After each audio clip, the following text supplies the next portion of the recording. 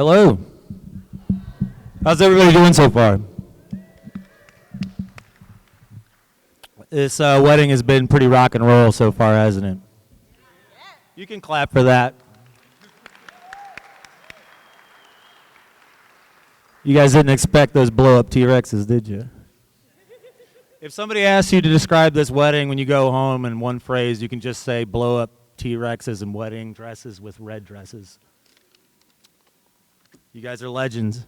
I did actually prepare a speech tonight. Thank you, Joel. About a year ago, Mark and Rachel asked me if I would speak tonight, and I said sure. And I didn't think about what I was going to say for a long time. But to introduce myself, I am John Jones. I am the 8-year-old brother of Mark Jones. Almost 8 years older. I want to give a huge shout out right out of the top to Matt and Elvia for putting this whole thing together, paying for this, getting us all here tonight. Thank you so much. You guys are beautiful. None of this would have happened without you guys, so thank you so much. There's only two things in this life that bring people together like this, and that's weddings and funerals. And I'm thankful that we're here for the first and not the latter. You can clap for that too. Yeah. It's amazing to see so many familiar faces here tonight. We have family here that drove from Virginia Beach and Lynchburg. We've got family that flew in from Florida, Colorado, and Tennessee. All of this proving once again just how far Americans will travel for some free food. Mark and I come from a predominantly Christian family, and Rachel comes from a predominantly Mormon family.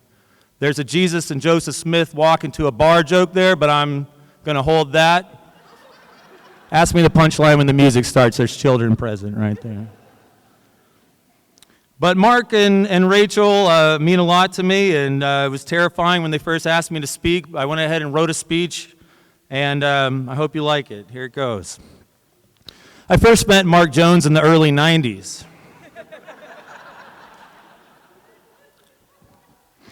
I wish I could remember the exact date we met, but it was too long ago. That's impossible. However, the story does start there. It was a simpler time back then. Right, Lehigh? We were talking about this last night at the hotel, the 90s, man. There was a simpler time back then. It was an era of Super Soakers and Nickelodeon and Transformers. You know. One guy loves Transformers over there. All right. Or was it? Kids were peeing in the pool. There was no such thing as social distancing or COVID. I was a 7.5-year-old kid with a BMX bike and some cargo shorts with a Nerf gun in my pocket. Life was good. We all remember. And then I remember my mom telling me those words that would change our lives forever. I'm pregnant, she said. You're going to have a baby brother. And just like that, Mark Jones entered the world, and as is the classic scenario that all middle children are forced to endure, I was forgotten. It's the truth. I tried to find common ground with this little bundle of spit and poo that had entered our lives, but as the years went by, I struggled with no success.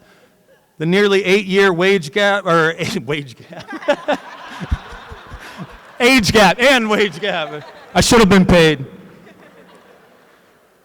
was too severe. This thing didn't listen to Green Day or talk about girls.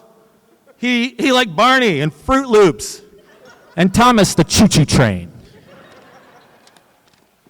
Early family video from the 90s consisted of hours upon hours of grainy video of Mark just sitting in a high chair eating Cheerios for hours.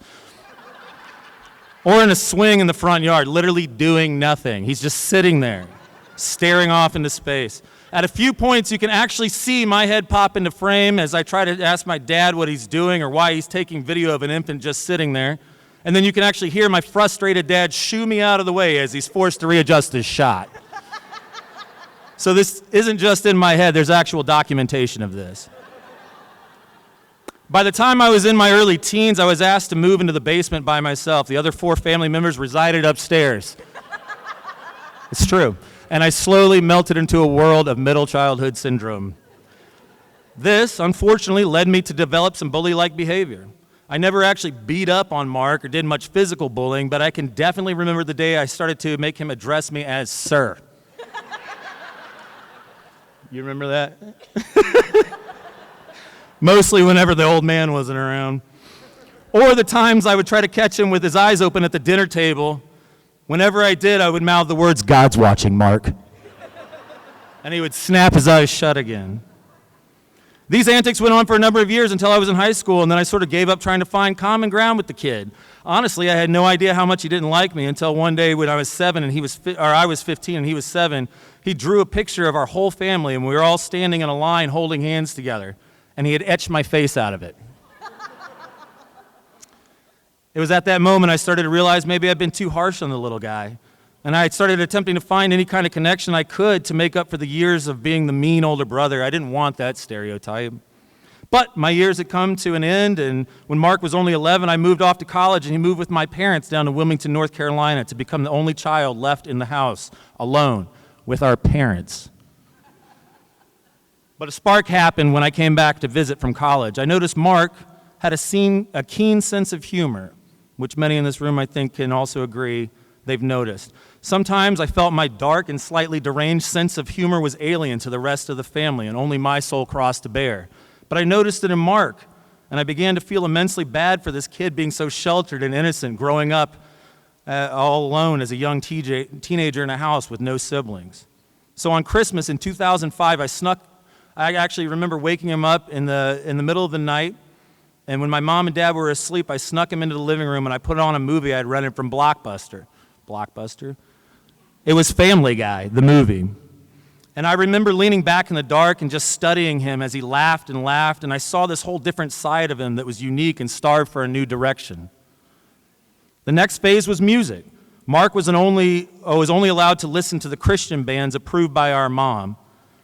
I started burning Mark tons of CDs, and then I took him to see his first rock show at the House of Blues in Myrtle Beach, South Carolina. A mosh pit broke out in the middle of the floor, and I led 14-year-old Mark to the edge of it, and then I pushed him into it.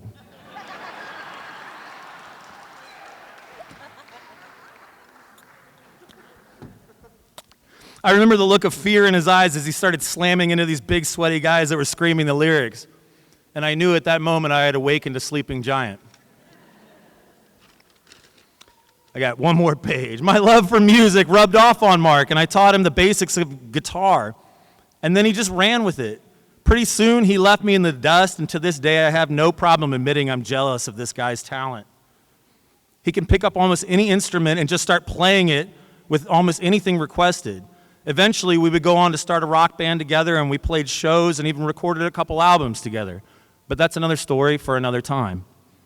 I remember distinctly when Rachel entered our lives as Mark's roommate in 2010. She was so chill and down to earth.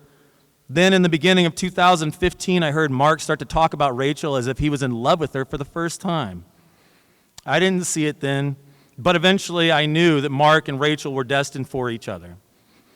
When I moved back from San Diego to Richmond, Rachel went from being Mark's girlfriend to then my friend, and then to a sister. I started to cherish her wisdom and advice, and I even marveled at her musical talent as well. Once, I gave Rachel a Chia Pet for Christmas. She thanked me when she opened it, and then she put it into storage for almost 2 years. But then one day I walked into her house, and there it was sitting in the window, afro full of sprouts. And to me, that's Rachel in a nutshell. She operates on her own time, and she has a green thumb and a massive heart that cares immensely for all living things. Her and Mark have been my rock to lean on over the last couple of years. Because you see, Mark and I have been through a lot together. We've braved deadly radiation at the Chernobyl nuclear zone. That's not a joke. We were actually there with our dad, stood next to the melted reactor. We've swigged whiskey under the stars in the deserts of Southern California, rode longboards through the chaotic streets of downtown Manhattan, New York. We've rocked out on stages together with our band in front of live audiences here in Richmond. And we braved the dark, dangerous alleyways of Lynchburg, Virginia. Mark and I, along with many others here today, I think, have not always had the easiest of lives. But I think we can all agree that life is about perception, and hindsight is 20/20. For example, if you watch the movie Jaws backwards, it's actually It's actually a heartwarming story about a shark that provides arms and legs to disabled people. So so dumb. So you see, you can only work with the cards you're dealt with in this short life. It's our poker face that tells the rest of the story. And basically, I'd like to close this out by just saying what this couple right here, right now, truly means to me. If I can just open up with everybody for a moment, and I can be truly honest here, I'd like to say what the couple that we are all here tonight to celebrate really means to me. They are my world. Oh, man. I didn't want to do this. If they weren't on this earth today, I don't really know where I'd be. They represent everything I strive to be and more. They're pure, honest, and committed. And I have watched them grow and mature for the last decade, and they have never strayed away from themselves or being true to who they are. And they have supported me in my struggles as well. In some respects, I really honestly believe that Mark is the embodiment of some of the things I wish I could have been in this life. Maybe that's why I found it so important to sow so many seeds in him. And it's paid off. He's talented beyond my wildest dreams, and both of you amaze me daily. I think this whole thing can just be summed up into one quote in the words of the late, great boxing coach Cus D'Amato, the legend that discovered and trained Mike Tyson. A boy came to me once with a spark of interest. I fed that spark and it became a flame. I fed that flame and it became a fire. And then I fed that fire and it became a roaring blaze. Never lose that spark, Mark and Jones and Rachel, because if you do, I'd probably go with it. I love you both more than life can even describe, and I'm so happy for both of you. Let's all celebrate.